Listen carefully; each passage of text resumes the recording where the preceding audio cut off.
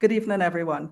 I am Kamala Ramprasad de Silva, and it is my absolute pleasure to welcome you to what is now our 7th annual edition of Governance Week.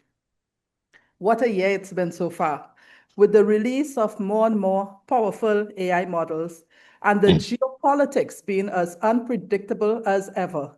It appropriately fits our theme this year of governance in a volatile world. Now, I will briefly introduce our recently installed chairman, Mr. Robbie Rambarran from Guyana, who will bring greetings on behalf of the board of the Caribbean Corporate Governance Institute. So, Quantrell, as you highlight him on the screen, I will share that Robbie Rambarran is the Chief Executive Officer of Georgetown Public Hospital Corporation, which is Guyana's national hospital. He holds a master's in business administration and has served as a procurement specialist on World Bank and UNICEF-funded projects for the Ministry of Education. Robbie is heavily involved in sports administration and as such has served as a member and director of the Essequibo Cricket Board, the Pele Football Club, Guyana's Football Federation, and the Guyana Country Coordinating Mechanism Global Fund Board. He has served for 2 terms as a director of CCGI, and last month became the first chairman appointed to the board as chairman outside of Trinidad and Tobago. Robbie, I now hand over to you for your remarks. Thank you, Kamala. Good afternoon, everyone. Please bear with me, I'm a little bit under the weather. CCGI Global Ambassador, Professor Bob Garrett, Professor Henry Mintzberg, Director of CCGI, our very own CEO, Ms. Kamala Ramprasad de Silva. My predecessor, Nigel, Romano, I also want to acknowledge the work that you have done for the Institute and continues to be a part of. Distinguished guests, esteemed speaker, members of the Caribbean Corporate Governance Institute, representatives of government, business leader, regulators, academics, members of the media, ladies and gentlemen. Good afternoon, good evening, and welcome to Governance Week 2026. It is my distinct pleasure on behalf of the Board of Directors and member of the Caribbean Corporate Governance Institute to welcome you to this important gathering under the theme, Governance in a Volatile World. This theme could not be more timely.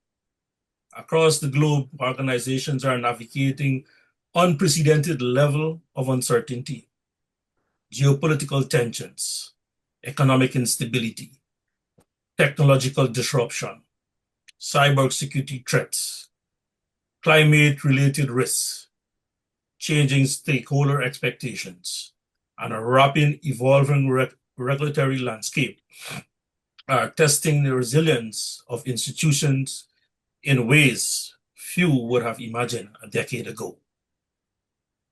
In such an environment, governance is no longer simply about compliance or oversight. It is about leadership. It is about resilience. It is about creating an organization that can anticipate change, adapt responsibly, and continue to create sustainable value for all stakeholders.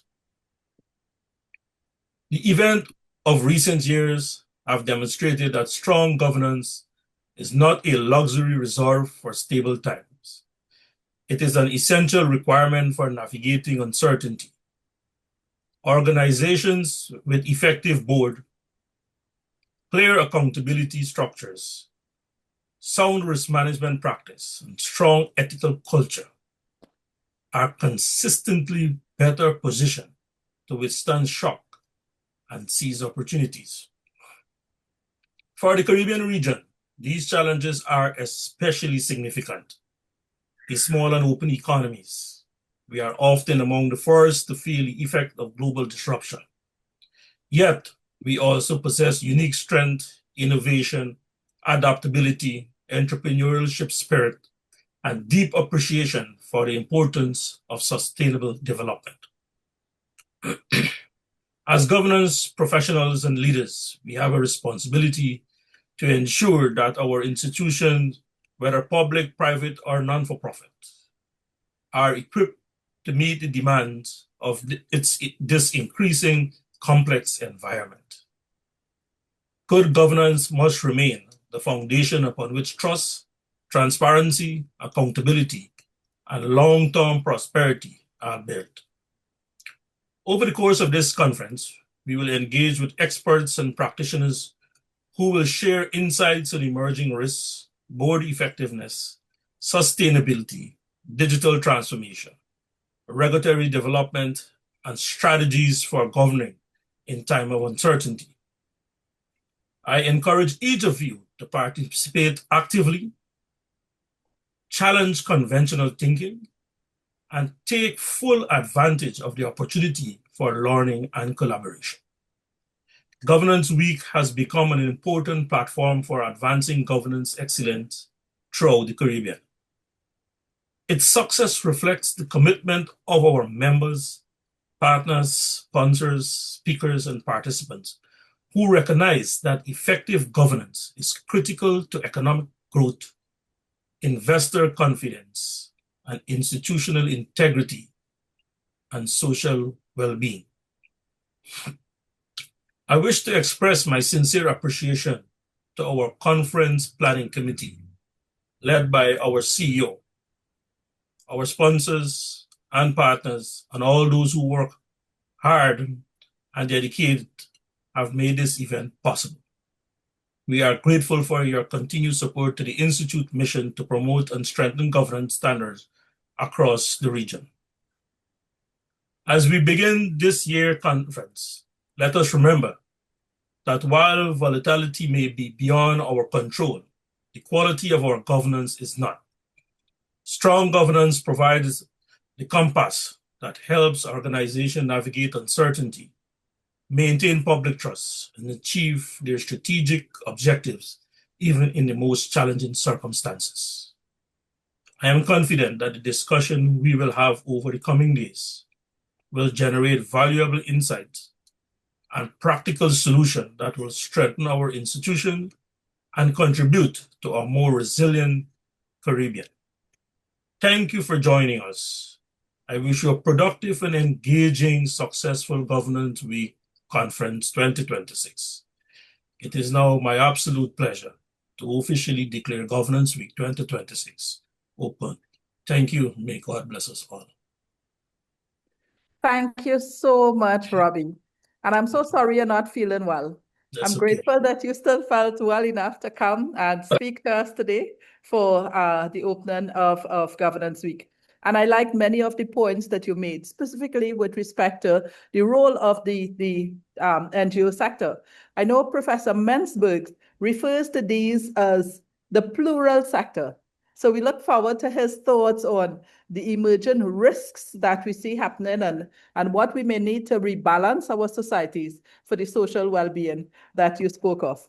And I hope very much, Robbie, that you would be well enough to serve as our opening presenter for tomorrow's day one of Governance Week. I will be.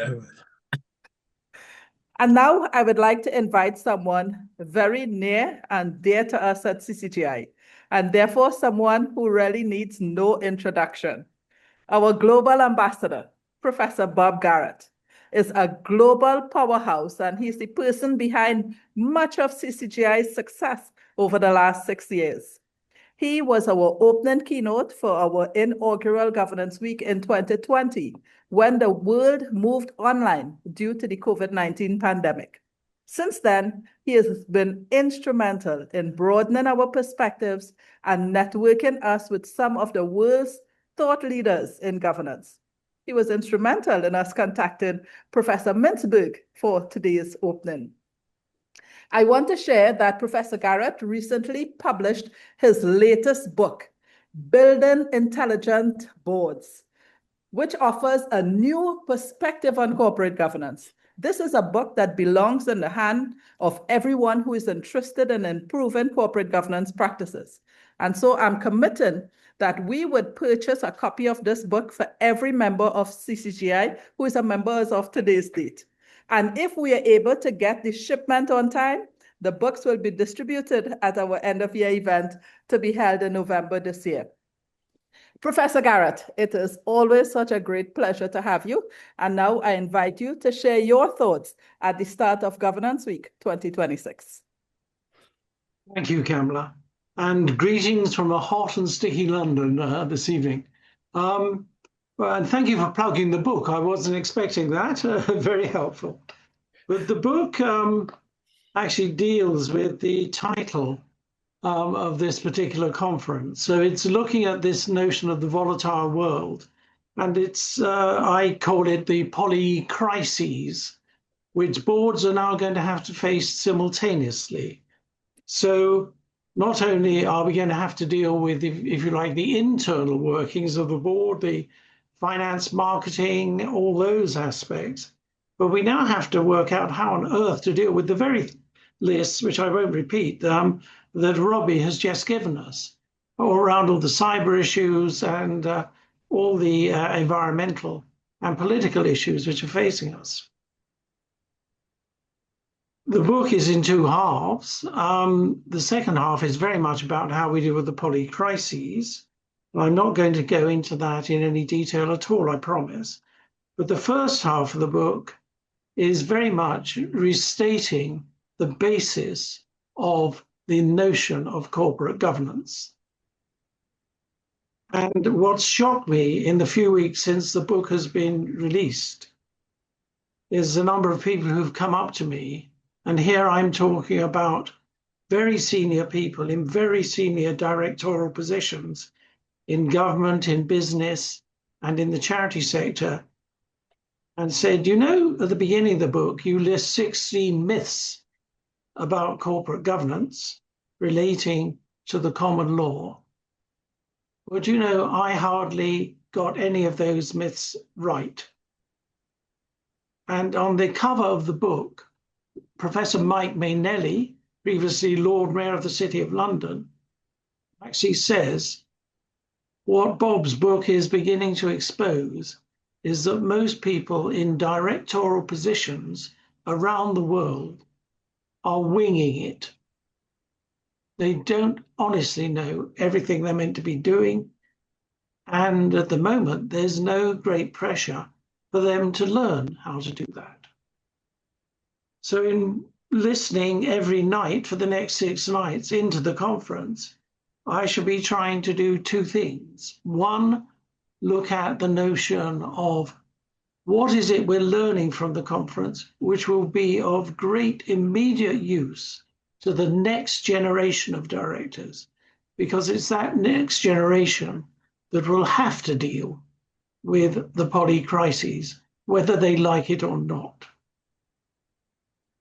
But the other thing that worries me, and it really has shaken me rigid in the last few days, is the things that have been bubbling on the internet, but are now becoming made manifest in the United States, and specifically in California about 3 weeks ago, and in Texas 2 weeks ago. The idea that in future, the AI agent can become a legal entity in its own right. So the AI agent can replace directors in terms of making contracts and making financial decisions. Now, I don't know about you, but that scares the hell out of me, and it seems to be an existential threat to the future of corporate governance as we know it. So this is something we must fight, and that's what I'll also be looking for over the next 6 nights, because I think that really is something so profound, we must oppose it. So what do we do for the next generation, and how do we fight the notion that the agent, the AI agent, can become a legal entity? On that cheery note, I shall hand back to Kamala. Thank you very much, Professor Garrett. And I know that what you have raised there is a very key point, since we continue to grapple with what it means for a company to be a legal entity and Yes. sometimes hold liability. So now, as you say, this issue of the AI becoming a legal entity and the fact, as you point out, that this could be an existential threat for corporate governance is something we need to pay very, very close attention to. And I agree with you. It's so important that what we do, we continue to have reflection and we consider what truly are we leaving for the next generation. Yeah. Thank you Thank you. very much. And now, as we have heard those words of wisdom from Professor Garrett, we come to that moment that most of you have been waiting for, which is the contribution of our panelists and our key panelist for today, Professor Henry Mintzberg. To take charge of this afternoon's panel is our moderator, Nigel Romano. Nigel, as all of you may know, is one of our founding directors of CCGI and our immediate past chairman. He is a chartered accountant with extensive experience in public accounting and banking across the globe, serving with Citibank for 15 years in Asian countries, including Indonesia, Hong Kong, Singapore, and the Philippines. He retired as Managing Director of JMMB, Trinidad and Tobago Limited, and currently serves on several boards. He has performed this role of moderator for all of our previous opening ceremonies for Governance Week. And so it is with great pleasure that I put the rest of today's opening ceremony in his hands. Nigel, the virtual floor is now yours. Thank you, Kamala, for that kind introduction. And thank you to our chairman, Mr. Robbie Rambarran, and our global ambassador, Professor Bob Garrett, for setting the stage this evening. To our participants, we have about 44% of them online right now, but I understand that we have over 138 registered for the week. Our members, partners, and friends are very warm welcome. This year's theme, Governance in a Volatile World, could not be more timely. For those of us in the Caribbean, volatility is not theoretical. It arrives as climate shocks, supply chain disruption, foreign exchange constraints, shifting trade agreements, geopolitical uncertainty, the acceleration of the use of artificial intelligence, and the constant challenge of building resilient institutions in small, open economies. Our topic this evening is mindset for volatility. Notice that word, mindset. We begin not with compliance checklists or risk matrices, important as those are, but with the harder question: how must boards and leaders think when the old assumptions no longer hold? Tonight, we'll hear from some of our Caribbean leaders and Professor Mintzberg's response. We are especially honored this evening to be joined live from Montreal by one of the most influential management thinkers of our time. Professor Henry Mintzberg is the Cleghorn Professor of Management Studies at the Volatile Faculty of Management at McGill University.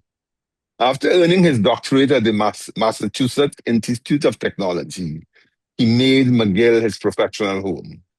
He's the author of 21 books, a body of work that has earned him 21 honorary degrees and an officership in the Order of Canada. And he writes a much-loved blog, a collection of which was published as Bedtime Stories for Managers. For decades, Professor Mintzberg has challenged us to move beyond the myth of the heroic executive and beyond the illusion that strategy is merely what is written in a plan. He gave us the idea of emergent strategy, that effective strategy is often learned through action and adaptation, not dictated from above. And in recent years, he has called for what he terms the communityship, the recognition that organizations endure through sense-making, distributed across the whole, not heroic leadership at the top. He has even turned his eye on boards themselves, reminding us that they are necessary but problematic.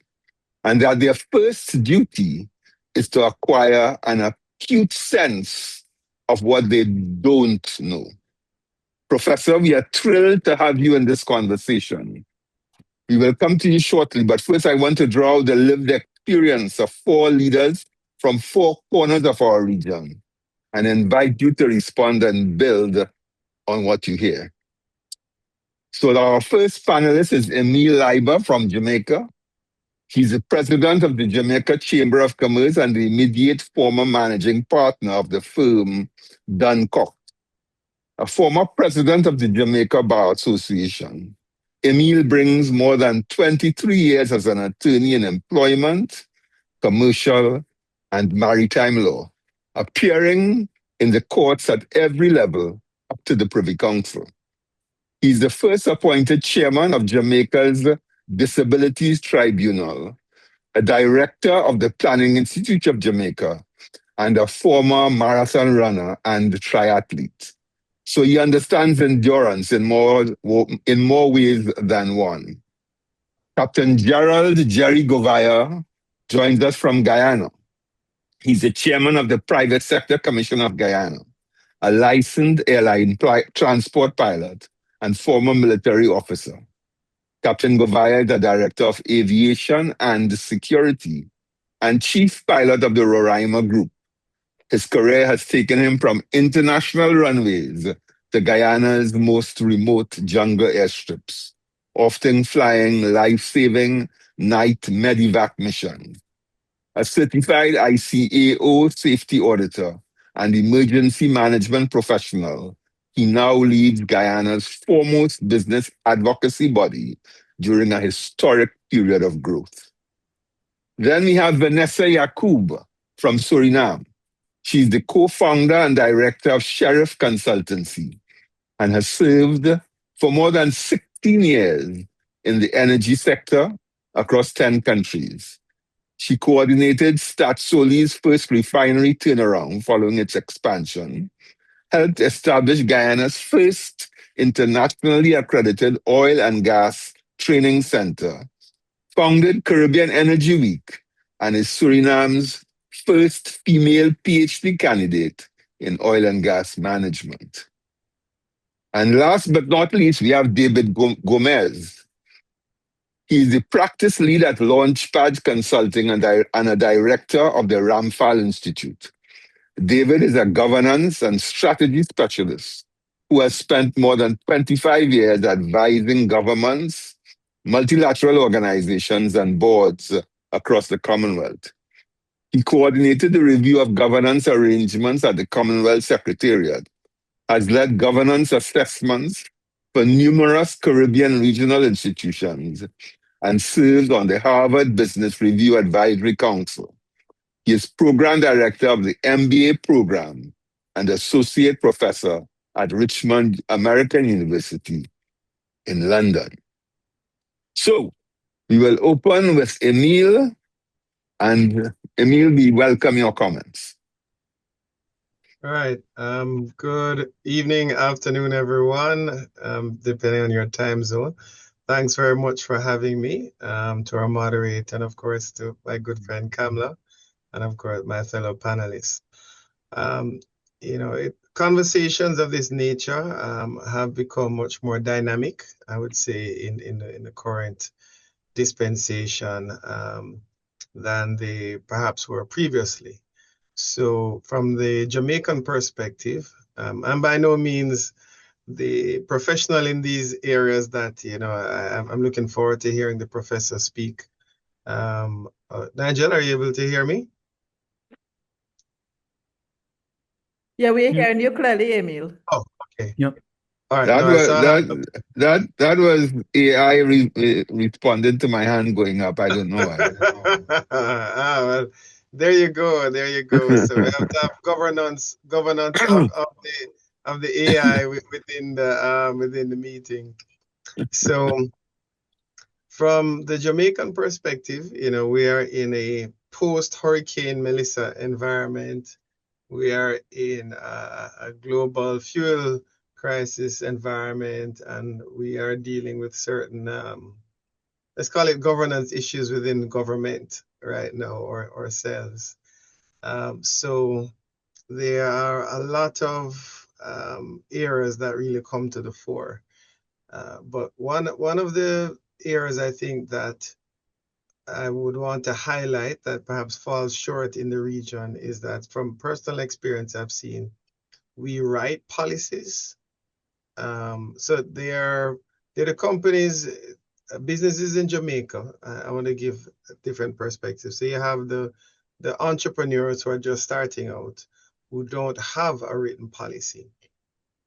Then they grow, they hopefully secure funding for you experienced professionals, and they formulate a policy. They may do one training session. Then they may grow. They don't necessarily update those policies. And then the businesses get to a certain size where they may well have policies in place, but may not be the right fit for the size that they are now. Because one of the important issues in governance that I've seen is keeping things on a constant and periodic review to ensure that it still matches with what you are really dealing with as a business. So in Jamaica right now, you would need to have in place a data protection policy that's now required by law. You have to have in place a prevention against sexual harassment policy. That is also required by law. And of course, it is strongly recommended that you would have in place general policies regarding disciplinary policy with employment disputes, etc. But what I want to focus on is the implementation and the applicability of these policies. So these policies are written, these policies are put in place, but how are they working in practice? So we had the experience of the Jamaica broilers case, which is, one of our largest manufacturers, who established, one of our few Caribbean entities that exported to the US, so they opened another entity in the US.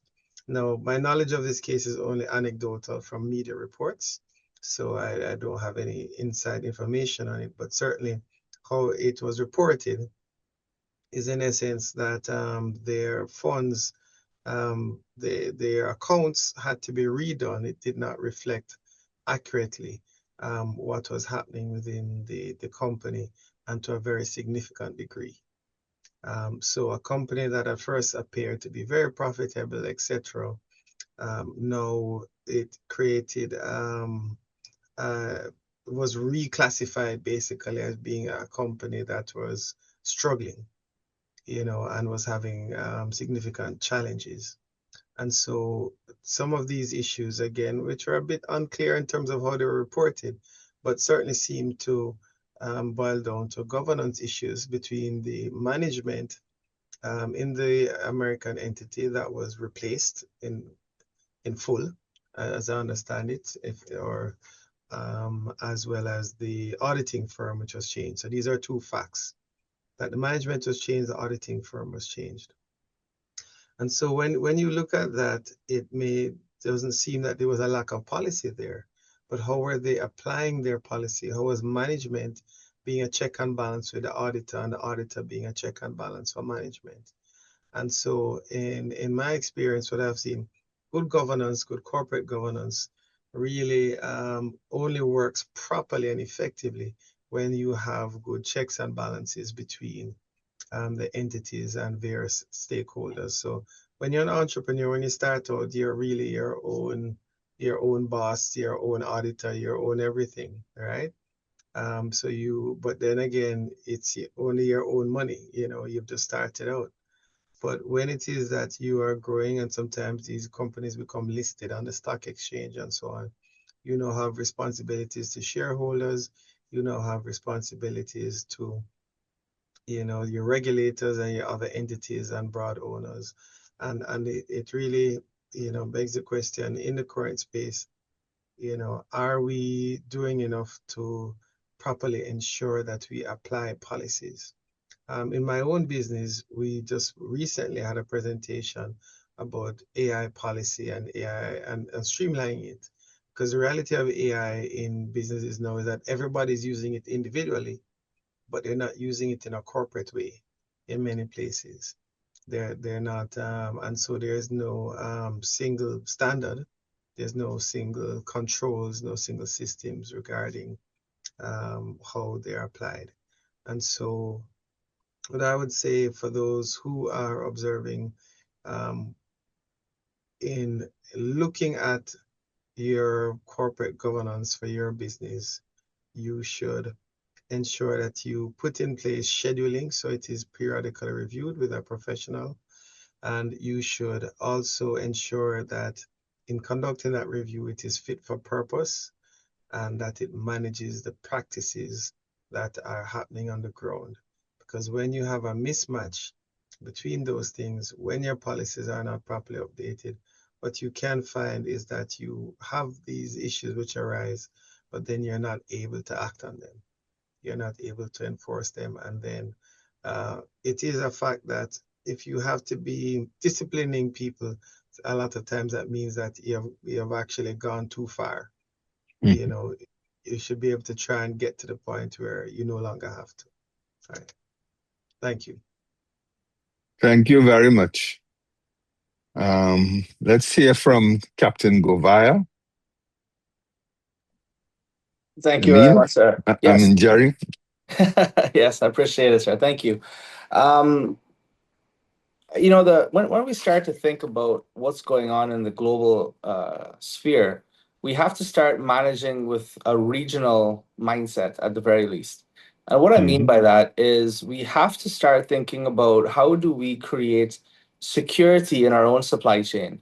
And the only way to really do that is to start thinking regionally. So the push that we are seeing here in Guyana is that we're all thinking about energy security, data security, food security, because these things have significant impact in our own supply chain management. So when we start thinking about our governance structures and how we are organizing our business community, we are thinking now regional because, you know, we can't have something that happens across the world derail our entire economic stability. That's what we've seen in the past, in the very recent past. So how do we start to insulate our own governance structures to create that level of security in our own supply chains regionally? And that comes a lot to do with how do we collaborate across borders? How do we ensure that our systems in Guyana can integrate and be interoperable with the systems in Jamaica, with the systems in Suriname? So that way we start to create one economy, one set of supply chain that is now starting to insulate this region from a supply chain level as well as a corporate governance level. So that way we don't have to start worrying as much on global shifts. And that's something that we don't have in this region at all. Most of what we use in this region is imported into the region. Very little, even if we do have manufacturing and growing capabilities in the region. And this is starting to create massive opportunities of destabilization for individual companies. And that is something that we have to start taking into consideration as companies, as business organizations. How do we insulate against that? And then the governance structures that happen around there need to now start to grow. So on the boards and on these business organizations, we cannot continue to look internally. We always have to now start looking externally and making sure that we're interoperable, because as the globalization move is happening, we have to start kind of counteracting that mindset and start thinking as insulating the region, and that protects us against global shifts. So I would like to kind of start by exploring that a little bit, in the sense that how do we really start to align our companies' phytosanitary protocols with governments that can't agree? So how do we start to engage with the governments? How do we speak with the CPSO, for example, to make sure that they can finally pass through a unified SPS program? These are things that we have to start looking at, not just our internal corporate governance, but regional corporate governance. And that has to be, we have to interact with the regional governments. We have to interact with regional regulatory bodies and international and regional companies. So when you start thinking that way, you have to start opening up your company for international best practice. You have to start training your systems to be international standards. Adopting ISO makes things very easy because we're all on the same page. So these are some of the ways that we need to start thinking on a regional level and start adopting regional standards on corporate governance. So I'll pause there because I want the discussion to continue. Thank you, Jerry. Ms. Yacoob, the floor is now yours. Good evening, everyone. For some of you, perhaps it's good afternoon. This is my first time joining the Governance Week, and it's both an honor and privilege to address this gathering apart from Suriname perspective. Thank you to the CEO of the Governance Week, and very warm welcome as well to everyone that's joining, as well to both professors, Mintzberg and Professor Graham. From a Suriname perspective, I can say the world, it's nothing new. The world is currently experiencing unprecedented change. There is lots of discussions on economic uncertainty, climate change, etc. From Suriname, a small but diversified nation, speaking from our country, which is located on the northern coast of South America. The realities are deeply familiar. Our history has taught us the resilience in most merely the ability to withstand changes. But at the end, wisdom to adapt, innovate, and move forward together. Suriname pursues sustainable development and economic transportation, particularly through new opportunities. For example, our energy sector, our agriculture, and more overall, our environmental stewardship. We recognize prosperity that must be built on sound governance. Natural wealth does not come alone just like that, or does not guarantee progress for the quality of the institution. The integrity of our leadership and participation of the citizens is the future that we create, and that is very important. For some of you that may know, but our country is perhaps one of the most multicultural heritage that offers different types of lessons within the world. The strength of Suriname lies within the diversify what we have and what we share with different types of communities, culture, and tradition. In terms of remaining one of our greatest asset, foundation of inclusive governance is something that is still a bit of concern in Suriname. We talk about economic instability and public trust, which is something that we still have been coping with. Suriname has experienced in the past 2 decades, as I can recall, high inflation, currency depreciation, and public debt, which is currently still in the way and process of restructuring. These are things that in strong institution needs to build on, and also it's something that needs to maintain trust during economic reform. Secondly, we have our managing the new oil opportunities. Apart from Guyana, Suriname is now facing a very promising future. Suriname has experienced recent a huge offshore resource, which will bring us approximately around $26 billion in revenue, but perhaps more in the pipeline. This is something that we are still trying to cope with on how we will manage the revenue.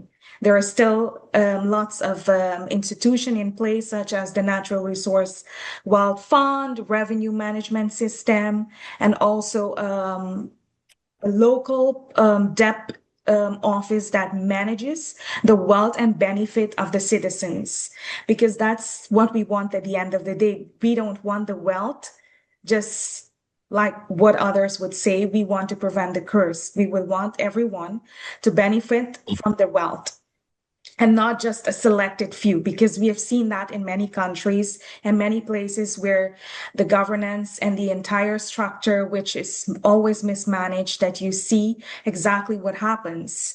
Very selective few of the group, we would say, or individuals or companies that are participating would benefits from that.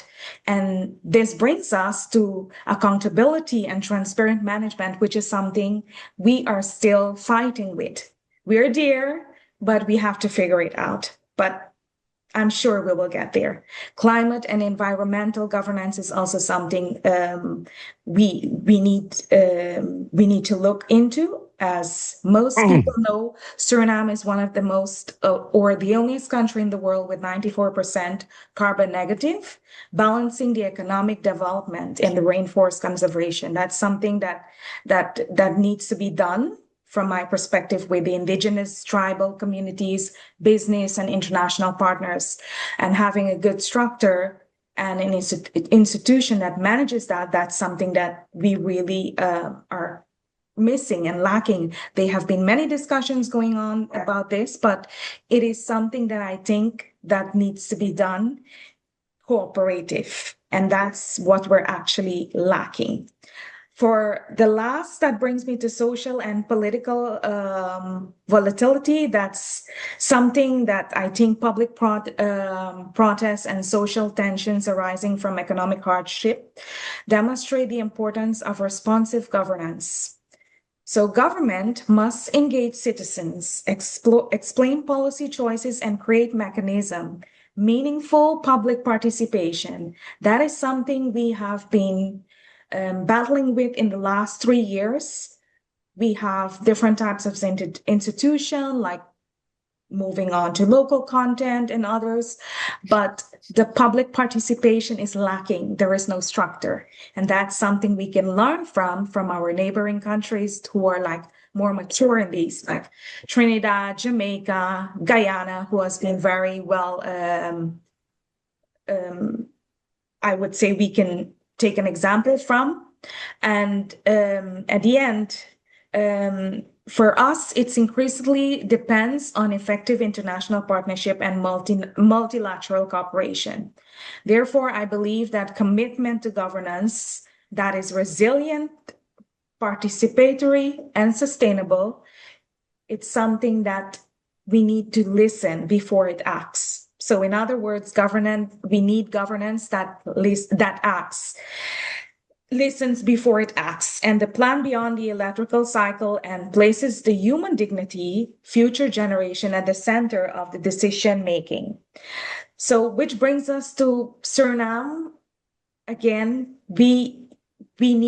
we're at a pivotal point in emerging sector, and it's the first time in our history in the last 3 decades we have a government administrative that has been formed with 6 coalition parties instead of 2 ruling parties, which brings us to the point that there is not enough room for collaboration and interaction within institutions that are private as well, governmental connected. And that's something that we can learn from, especially from our neighbors, to strengthen our institution, invest in our people alongside everything else, because that's the opportunity to transform the wealth into lasting development. Thank you. That's from my side. Thank you, Vanessa. Mr. Gomez, please share your perspective with us.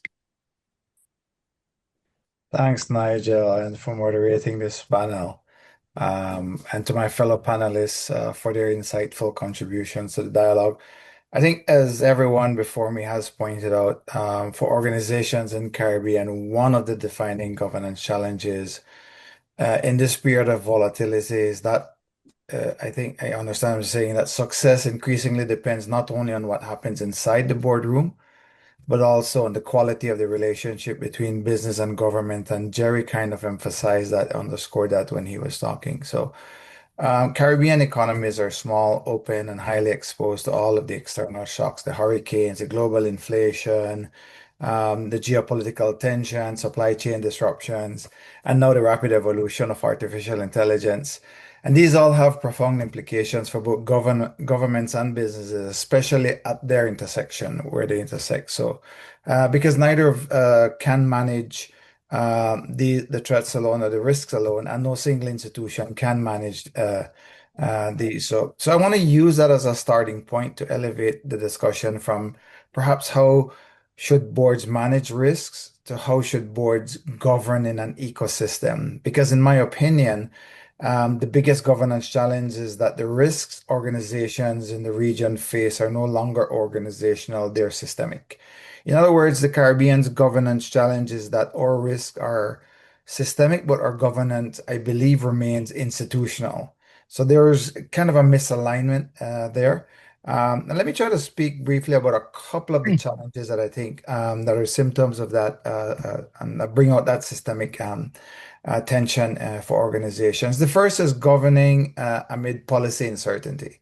So, in this volatile world, governments are under pressure to respond quickly to inflation, geopolitical tensions, trade disruptions, natural disasters. But policy responses like changes in taxation, trade policy, foreign exchange arrangements, environmental standards and have significantly altered business decisions.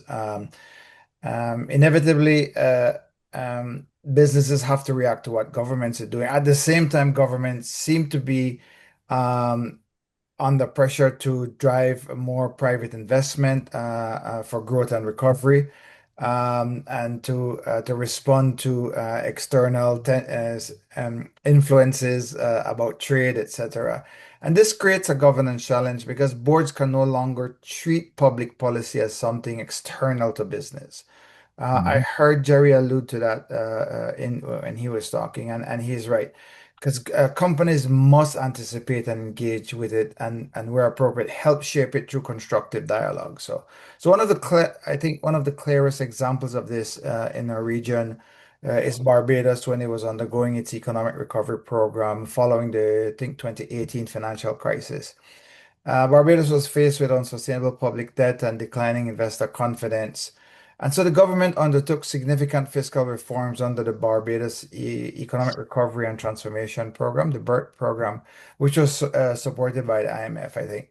And for businesses in Barbados, this was more than a macroeconomic adjustment. It changed the operating environment. There were changes to taxation, to public expenditure, there was debt restructuring, and the broader economic landscape changed for business. So boards suddenly had to reassess investment decisions, cash flow assumptions, even workforce planning and growth strategies. So I think this illustrates an important governance lesson that public policy is no longer something that boards can afford to monitor from a distance, especially in periods of volatility. Fiscal policy, regulatory reform, and national economic strategy have become strategic governance issues because they directly shape business resilience. The most effective organizations were not in Barbados, were not simply those that reacted to policy changes. They were the ones that anticipated the change and constructively engaged with the government and regulators. There's another lesson there, though, and I think that while the reforms in Barbados undoubtedly required direct or difficult adjustments, they were intended to restore macroeconomic stability and improve fiscality. And that reminds us that governments and business may have different short-term pressures, but they often share the same long-term objectives of creating stable environments for sustainable growth. So the governance challenge, therefore, is not simply responding to government policy, it is developing governance structures that enable organizations to adapt to policy uncertainty while contributing to national economic resilience, especially again in periods of volatility. Um, so that is one. Another, I think, is balancing short-term pressures with long-term development. So governments, this is a matter of political time horizons or business time horizons. For governments or for political parties, they have short-term horizon. It is a systemic issue across the region. So because many of the investments that make our economies resilient are precisely those that are hardest to justify in the short term. Renewable energy transitions, as Vanessa was talking about, climate adaptation, as Emile mentioned, education and workforce development, I think, is also one. Retooling our workforce to be able to operate effectively in this new environment. The digital infrastructure, and for much of the Caribbean, modernizing our maritime and airports. So these are pressing challenges, but they require investments over decades, not over short-term, 3 to 5 year political periods. And that's why governance matters, because good boards and good governments must both be willing to look beyond just the immediate pressures for short-term gains and towards creating long-term value. But governments across the region still tend to be focused on those 5 year electoral cycles, while businesses face pressure for quarterly or annual performance. The part of the challenge there is that a lot of businesses tend to align with one political party or the other, and they make their buck, so to speak, or their money, so to speak, when the favored party is in power, or they lose a bit of it when they're not. But boards have to be able to rise above that, because they have I think, in my view, an important role in resisting the excessive short-termism that seems to pervade the Caribbean region. So, um, but this requires boards and directors and people in managing the governance of organizations to ask not only if measures will create value next year, but also whether it would strengthen organizations and the societies over the next decade or the next couple of decades. So, what can organizations do? Well, first, I think it's important to strengthen the public-private dialogue and to build policy intelligence into governance. That's something that's desperately needed. Building strategic relationship with government and strengthening engagement with them should occur not only when organizations want regulatory relief or from financial incentives, or they want some other favor to be done, but boards should encourage regular constructive engagement that focuses on shared national priorities and evidence-based policy making. So many organizations I know monitor competitors closely, but devote very little attention to emerging policy risks, and that's a big area. The second one, and that's one I want to emphasize strongly today, is that organizations need to adopt a stewardship mindset and to evaluate decisions over a longer time horizon, 10 to 20 years, whatever is appropriate for them, and not just next reporting or political cycles. Politics, markets often reward short-term results, but resilience, the type that we need, especially for global challenges of renewable energy, climate change, and AI readiness, requires decades. I guess what I'm saying here is that boards are no longer simply guardians of shareholder value. We're no longer operating in this single bottom line context where the only stakeholder group that matters is shareholders, and the only focus of organizations is in profitability. But boards must understand how their role in managing organizations to deliver effective triple bottom line approaches, where they consider and are able to deliver positive social and environmental impacts. In the Caribbean context, organizations are also stewards of institutions that contribute to employment, social stability, national development, environment. So boards should ask, how does our success contribute to the resilience of countries? And I think there are a few companies across the region who have done well in that. Republic Financial Holdings have consistently invested in enterprise risk management.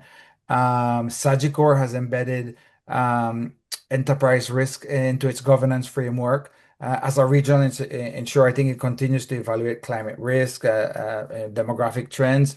Grace Kennedy is often cited for integrating governance with long-term strategic planning and has diversified geographically and across industries while investing very heavily in leadership development and succession.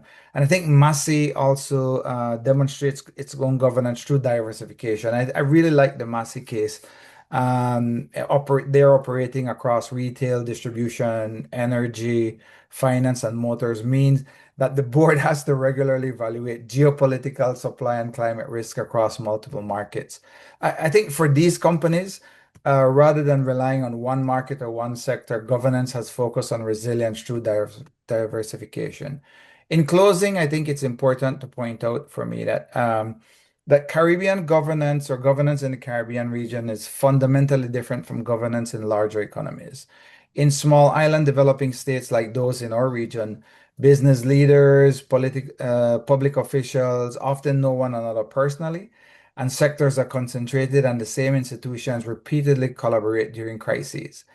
This closeness is one that can be a source of strength for us, enabling rapid coordination during disasters. And I think I heard one of the other speakers mention that tonight. But it also requires careful governance to preserve the transparency, accountability, and public trust that's so important in this process. In a volatile role, fragmented governance, in my view, becomes a competitive disadvantage. So we need to stay away from that. Back to you. Thank you, David. So, Professor Mintzberg, you've now heard from four leaders, and they have described the volatility as they live it. We heard about policy risk and formulation and implementation, and the disconnect sometimes between policy and purpose, supply chain as a regional risk, the need for responsible governance from a national point of view, and given in this case of Suriname and Guyana, the recent oil and gas discoveries and the impact. And then, of course, we heard about relationships between business, government, and I might add, labor.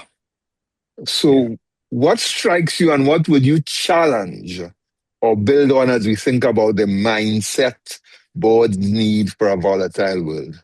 I'm reminded of Woody Allen, who once said, I have an answer, who has a question? Because as I listen, I'm not sure how I can bring all these perspectives together, except in a kind of broad way. David and Vanessa, maybe easier for me that what I want to say will kind of relate more to them. What strikes me first is I wonder if you want to call the conference lack of governance, hence a volatile world. Because I'm not sure what governance is in this volatile world, or a different way to put it is whether we have the governance we have creates a volatile world. For example, I agree with much of what David said in terms of intention. But if you're running a company that's on the stock market, how do you take a long-term perspective when you're reporting earnings quarterly, or worse, if you're private equity controlled, how do you take a long-term perspective? So it's necessary, and we need to take a long-term perspective. So you might say, well, we take a long-term perspective by entrepreneurs who control the companies and who are governance. I mean, who governs Musk? Who governs Bezos? Who governs Zuckerberg? They have boards, I assume, but not sure Musk is exactly taking orders from his board, who are instructing him to, pay himself into the billions of dollars of remuneration. So if we have a choice between, I mean, these are all publicly traded companies too, but the founders have a lot of power. So I'm not sure who's governing who in the private sector. While I 100% agree with taking long-term perspective and opening up the perspective of corporations, that's not what I see. I see it on the part of responsible entrepreneurs, but I don't see, as soon as they do an IPO and go public, it's extremely difficult for them to take a long-term perspective. They have to keep feeding the beast every quarter. And if they don't show progress on shareholder value every quarter, they're in trouble. And God knows what the conversations are with private equity, let alone with the stock market, let alone with stock market analysts. So this kind of brings me to a broader issue, which is governance in a much broader sense, which is who is governing this world. And the closest answer is three autocrats are governing this world. We have three superpowers, each of whom is controlled by a single individual, each of whom is certainly not concerned with the future of the world. Maybe China is more concerned with climate change. That's good for them. But the governance of China is not exactly democratic, nor is the governance of Russia democratic, nor is the governance of the United States. Well, they call it democratic. It's not democratic at all. And by that, I don't mean it's Republican. I mean it's anti-democratic. Trump is taking apart democracy one step at a time. So this is the world we live in. 10 years ago, I published this, Rebalancing Society, and you'll notice there's a circle here that says public-private plural, because my conclusion at that point was that we are stuck, the democracies, forget the autocracies, the democracies are stuck in a kind of left-right pendulum politics, that we swing between control of government by government and control by business. So Britain was, business was totally in control. Britain swings the other way. It doesn't swing far enough for some people, so now they get rid of their prime minister so they can swing farther to the left, and so on. And the center is there's no center. The center is paralyzed in many democracies. In America, the center is paralyzed right now. I don't know what the center would be in Russia or China, but in Britain, the center seems to be paralyzed in some ways, and as it swings the other way now. And so I wrote that book to say that a healthy society balances three sectors. It's not two-sector politics, it's three-sector society. And the two sectors, well enough, are public and private. But I think there's a third sector, which I mentioned earlier, which is called civil society, or it's got all kinds of names. But I call it the plural sector because it comprises community activity, and NGOs, and so on, that are plural in the sense that there are a huge variety of organizations, and I call them plural because the sector has to be seen to take its place alongside public and private. So we don't have governments in the world. We have three superpowers via the whole world, which is becoming totally necessary. We have three superpowers vying for control, like a bunch of gangs in a schoolyard, basically, no different. And they'll destroy each other, or else they'll destroy us if we continue with that. We can't persist with superpowers, but nobody is challenging superpowers.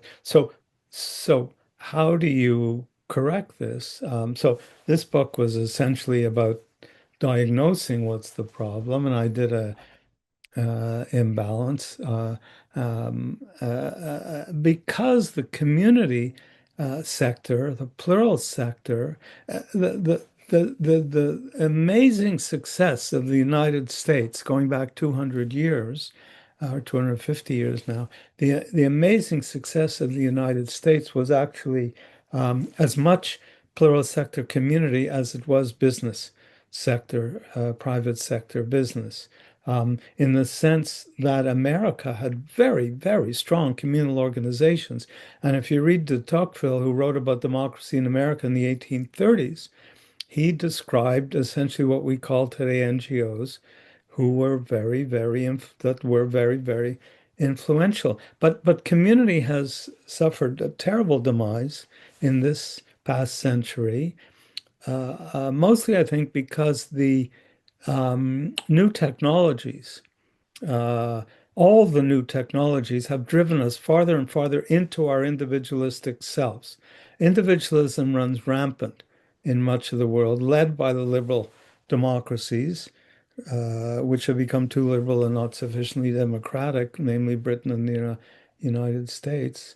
Um, and uh, and community has suffered. So the automobile came along, so we didn't walk on the streets anymore. We wrapped ourselves in a hunk of metal. And so we lost that community connection. And then radio and television came along, so we could get entertained at home. So we didn't have to go out and meet our colleagues. And then when the telephone came along, we didn't knock on people's door anymore. We called them up. And then the internet came along, and now we walk around. All of us walk around on the streets like this, bumping into each other, if we're walking on the streets at all. So we've closed totally in on ourselves. We've destroyed or damaged the sense of community, and pardon the expression, we need some kind of governance. We need some kind of institutional arrangements that will bring us back to our senses. And I think that has to start in the community sector, in the plural sector. In other words, it doesn't start with elites. Everything I've been hearing today is about the elites, you're not using that term, but basically the elites in positions of governance, whether they're on boards of, whether they're elected politicians or on boards of corporations. Um, but if you look at the kind of social change, models of social change that we need, the model I go back to is Martin Luther. Martin Luther was a nobody. He was an obscure monk in an obscure German town who put a rant of one page on a church and changed Christianity forever. And how did that happen? Well, his students took this one page down and they used the new social medium of the time, which was the printing press, and they printed something like 200,000 copies within a short period of time as an attack on the corruption of the papacy, and it changed the religion. To me, that's kind of a model. You start in an obscure place, you have some kind of spark. People are very angry, the way they were in Eastern Europe when they brought down the wall in Berlin. People were very angry. They moved, and you create kind of a new sense of the world, public, private, plural, in balance, but business, government, community imbalance. And my prime minister is the only one I know who talking about the middle powers, although you might want to talk about the smaller powers with good reason, about the middle powers. So let me just say one last thing. The Economist does a ranking of a democratic index for every country in the world, and they all get ranked according to they all get ranked, and they fall into either full democracies, flawed democracies, hybrid regimes, or autocracies. Now, this is a message for the Caribbean, maybe, because most of the countries that are full democracies are tiny. The first five or six are all tiny. They're all the Scandinavian countries and New Zealand are always in the top. You've got Costa Rica sort of up high in democracy. Botswana has been an example. Uruguay has been an example. And the biggest country in that list is Japan, which is the 11th largest country in the world. So the 10 largest countries in the world are not democracies, including the United States, which comes out as a flawed democracy. So this idea of middle powers, I prefer smaller powers, or I prefer balanced countries that balance their democracy across business, government, and community. And that means I make a strong pitch. I don't think anybody mentioned it, for the social economy, for social enterprises, not just business doesn't just have to be private enterprises. Business can be social enterprises. Cooperatives are businesses and do well in certain places in Mondragon in Spain and John Lewis Partnership in Britain and so on are very effective cooperatives. So maybe I'll stop there. Um, but that's sort of my call. I don't think I want to mention any other points. Um, no, I guess I Thank you. was going to Thank you say very much. one quick thing that Mhm. the second stage is a website called rebalancengsociety.org, which is available. You can look at it, which was sort of second stage, what to do about it. And now I'm writing a pamphlet called Balance Now for the Sake of Survival, and it's got three parts. Part number one, sort of what's wrong, and that's climate change and wealth distribution and so on. Um, why it's wrong, and that's imbalance as the common cause, whether it's imbalance of ourselves, our societies, our organizations, the world. And the third part is how to change it, which is this idea of reformation. Thank you very much. First, let me ask the panel if they have any questions or if any of the audience has any questions for Dr. Mintzberg. Yes. And just to give a very quick time check, Nigel, I'm so sorry, we just have 10 more minutes. Yes, So I know. our panelists keep it very brief and quick, okay? Yeah. So, Nigel, David, I just had one quick question for Professor go ahead.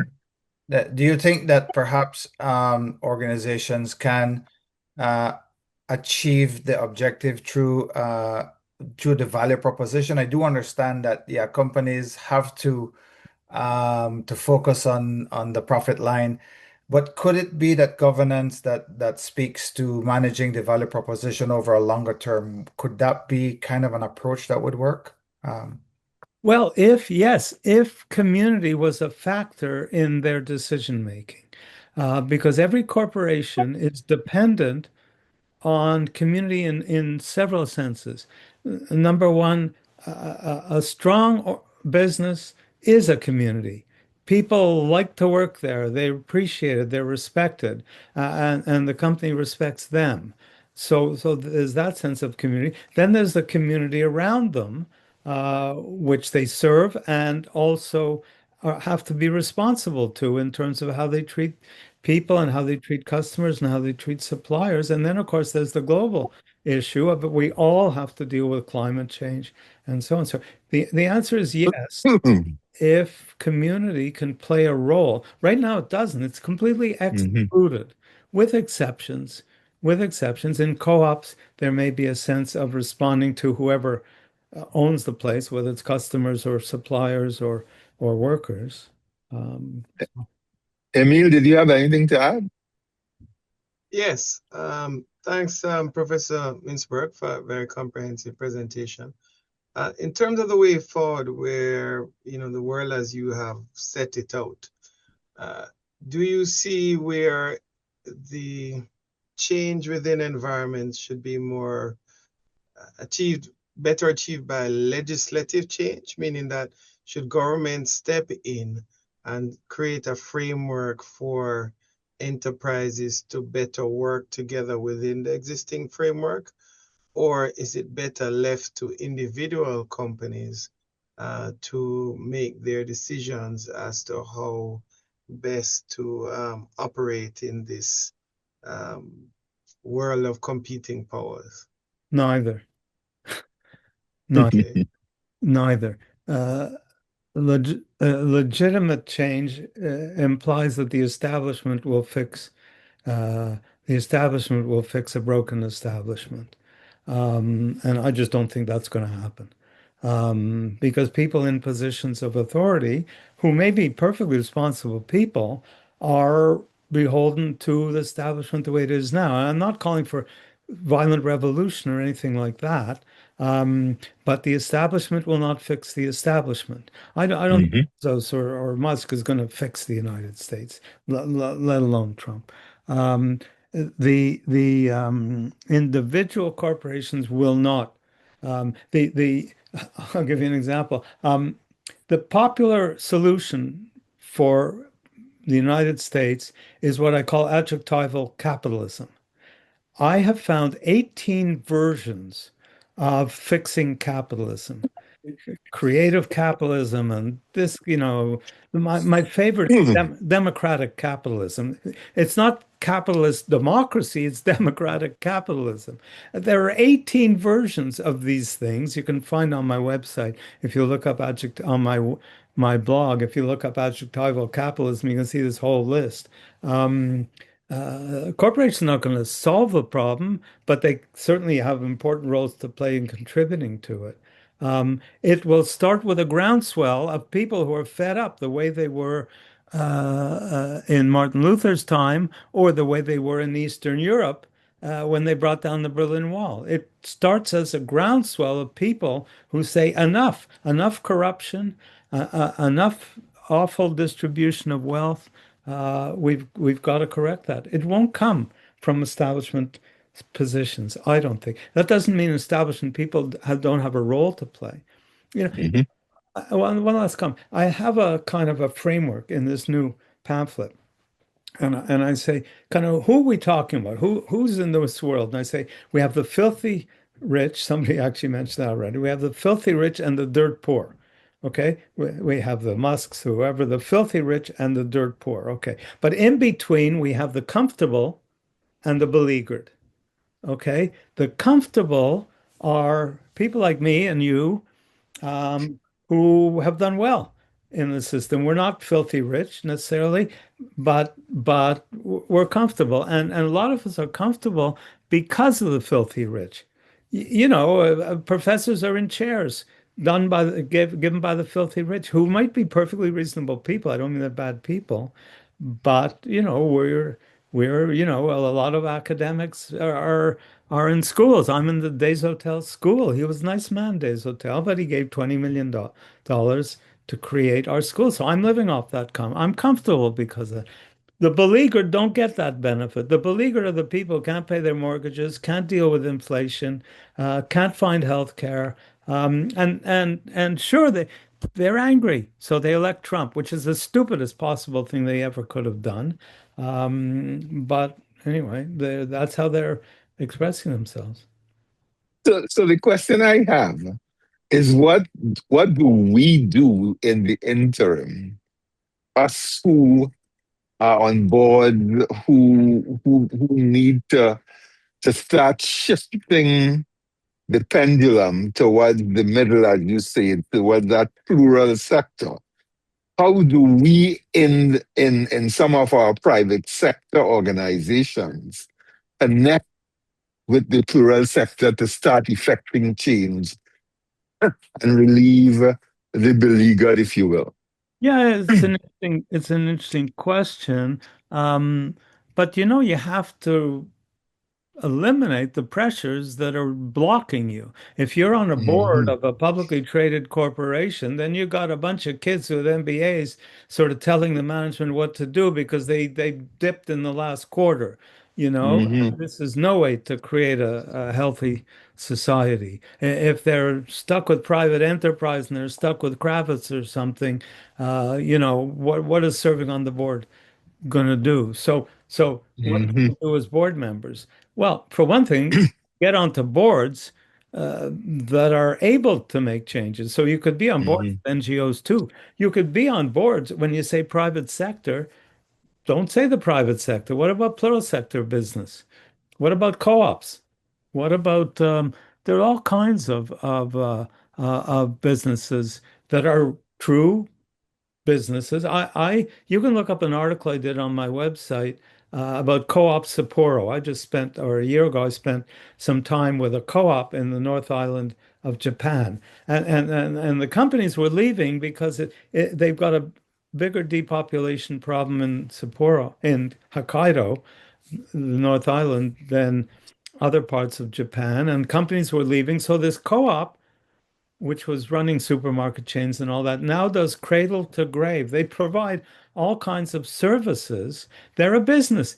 But listen to this if you want to hear something fascinating. People live in villages, older people live in villages in Hokkaido who can't get to banks or supermarkets. They don't have cars, they don't have much money, but they're comfortable in their little villages. So Co-op Sapporo sends out vans, and the vans pull up. We followed a van and watched it happen. A van pull-ups. Maybe you have that in the Caribbean too. I don't know. And the vans pull up, open their doors, and they become little supermarkets. And this little old woman comes out of her house and walks up and does her shopping. And then the clerk in the van carries her stuff back, helps her carry her stuff back home. But listen to this, they can't get banks. So Co-op Sapporo has put ATM machines in their grocery vans. Okay. This is an example of what business can do. Thank you. Thank you very much, Professor Mintzberg. Thank you, Emile, Jerry, Vanessa, and David. For me, what I take away from this conversation is that we need to find ourselves on board of the plural society, of the plural sector, where we can begin making a difference. Yeah. It's not just the private sector or the public sector, but that as Professor Mintzberg said, that plural sector, the community sector. So thank you for that. Kamla, this has been very, very interesting. I hope everybody else agrees. So I'll now hand over to you because I see it's almost 7 p.m. Yes. At the top of the hour. Thank you so much, Nigel. Thank you so much to all our panelists. Control, I'd like to keep Professor Mintzberg on the screen with me as we draw to a close. And that is because I want to say, Professor Mintzberg, what you have done here today has totally transformed our way of thinking, because you have made it very clear to us that we don't need to wait on anyone else to bring about the kinds of changes that we are recognizing needs to be done, especially in our Caribbean societies. And I feel really very empowered by that. You know, your examples about the fact that the changes that need to be made starts far away from where the power center is. And that's instrumental for us, because it means that we are no longer needing to feel powerless or hopeless by the changes that currently makes it very difficult for those who you described as the beleaguered. They're actually a lot more than those who are comfortable. So many professionals who cannot afford proper mortgage, you know, and are living basically paycheck to paycheck. And so I can't thank you enough for what you have shared with us today in inspiring and igniting that spark that says persons like us who serve in that plural sector, institutions like the CCGI can in fact be part of that catalyst that can bring and spark that change to prevent this groundswell of tiding that's happening, where people are losing their jobs as a result of AI and people are suffering as a result of climate change, that we can in fact make some changes of our own and bring back a rebalancing of our society. Thank you. Those are beautiful comments. Thank you. Right. And so thank you, everyone. Vanessa, it was lovely to have you. Jerry, pleasure as always. Emile, it's a pleasure always to have Jamaica here with us in the Institute. David, it's lovely to have you for the first time with us at CCGI. Professor Garrett, I know we are 2 minutes past our time, but do you have any closing thought that you want to share before we wrap up? Oh, I thank Henry. It's a wonderful session, and I think it sets us up to really be challenging over the next 6 days. Thank you very much. And it's now midnight London time. Thank you very much. Thank you, Professor Mintzberg. Thank you, Professor Nigel. Thank you. Thank you. Have a good evening, everyone. Bye. Thank you. And Take so good we care. look forward to Governance Week starting tomorrow, 11 a.m. Atlantic Standard Time. Monique has put the survey link in the chat. We look forward to getting your formal feedback from us. So please click on that link and let us know what your thoughts are for today. We look forward to a really, really inspiring Governance Week as we move forward starting tomorrow.